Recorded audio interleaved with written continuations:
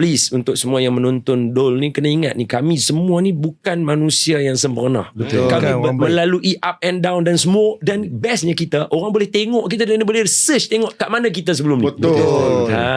So itu real. That's real. So pursue rahmat Allah. The moment you grow up, you akan nampak benda tu so important. So jangan marah mak bapak kita bila mereka mula-mula kata no, mula-mula mereka, sebab apa? Bukan bermakna mereka hilang restu kat kita. No.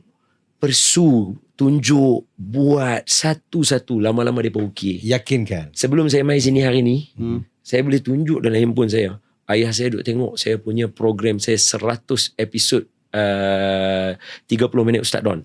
Itu yang Saya nak beritahu, saya just nak abang Hijrah. je kat sini, bukan untuk wallahi, dalam bahasa Arab dia kata wallahi wala fakhra, bukan untuk nak sombong belagak, sebab Betul. apalah kelebihan saya dapat kalau saya berlagak dan sombong. Betul. Kan. Saya rasa ada tak program agama yang diacarakan oleh satu host yang mencapai 600 episod. 30 minit Ustaz Don ya. Betul. Dahsyat. Sejarah dalam Malaysia ni.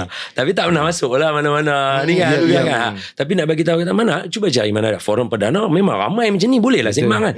Cuba cari satu program yang dikuasakan oleh satu orang. Pembaca berita je paling tidak. Itu pun bergila-gila.